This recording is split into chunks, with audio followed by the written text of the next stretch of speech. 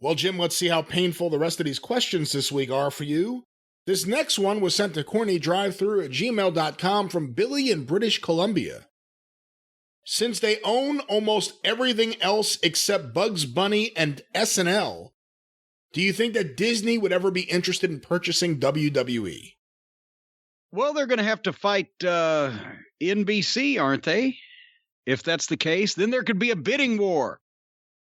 God, can you imagine what wrestling would look like if Disney owned it when they already have to go back and fucking take Uncle Remus out of Song of the South?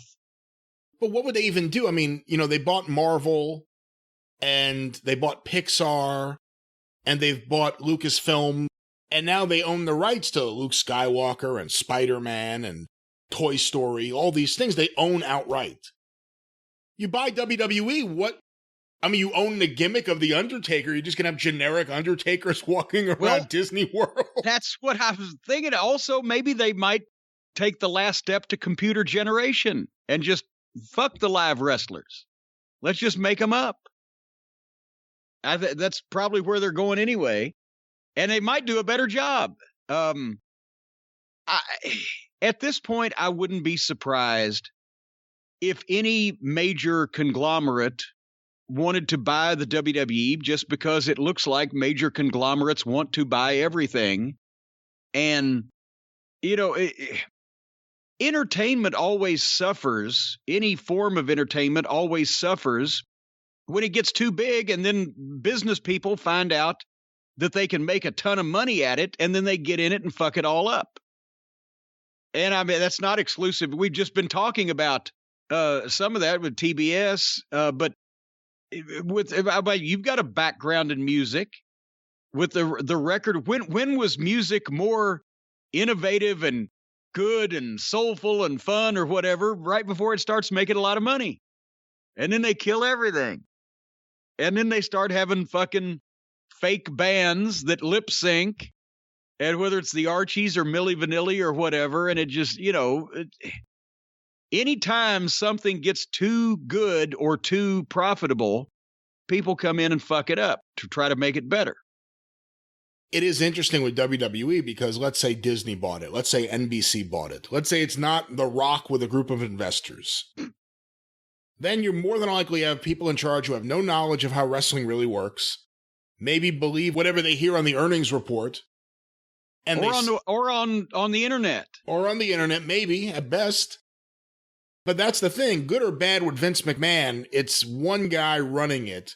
When all of a sudden it becomes 1990 TBS, and they say, who can we hire to run this? I know, Jack Petrick. Who's he going to hire to run it? He has a friend, Jim Hurd. No, his wife has a friend. His wife has a friend who's married to a guy who used to work at Pizza Hut. That's right. That's where it becomes interesting with a potential WWE sale. Because unless they keep Triple H on board, imagine if they bought it and they decided to get rid of Triple H and put Shane in charge. I mean, we really don't know.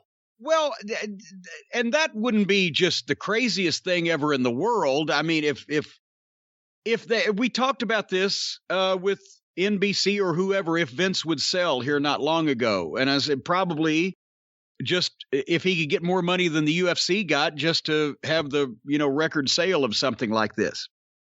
But if they did buy it and Triple H got hit by a bus the next day, Shane McMahon would be a whole lot more respectful of the company itself and try to do a better job than just some jack-off CEO that they hired from Dick's Sporting Goods because, he had a nice resume. That's what happened to Apple. Steve Jobs hired the guy who ran Pepsi, thinking, we got our CEO. This guy's great. Next thing you know, Steve Jobs leaves the company. He didn't want anything to do with it. They went the wrong direction for years. Well, and that's the thing is Shane, I've said before, Shane's my favorite McMahon, but he, besides Linda, of course, doesn't have the wrestling mind necessarily that Vince did, or that even maybe that Stephanie does because of her intimate conversations for so long with Triple H, who really kind of knows what he's doing. But Shane would be respectful of the company, the respectful of the guys.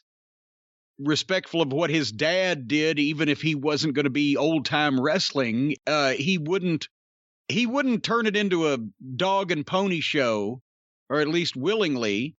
And he would want it. He would have a personal vested interest. It's part of his legacy, more than just some guy that was hired, right? But what did you just say? You could have said they could turn it over to somebody that has no idea about the product and no way to run things. No, that's the competition. That's what they've got right now, is a competition with a guy that has no idea what he's doing and no idea how to run this thing. It could be But worse. He's a wrestling fan. I mean, that's my point. If you all of a sudden But that's worse. Just an executive who knows nothing about wrestling. That's worse. And doesn't trust any of the wrestling people. Well, I don't know who they are anymore in that company.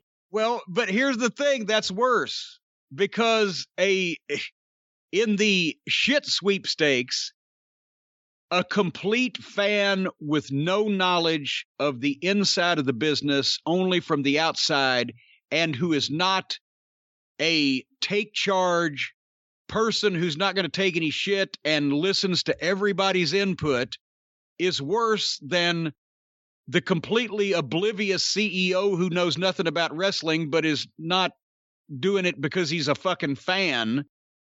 And even that guy might stand a better chance of hiring somebody that knows what they're doing than the guy who's just having a ball and is thrilled to be there.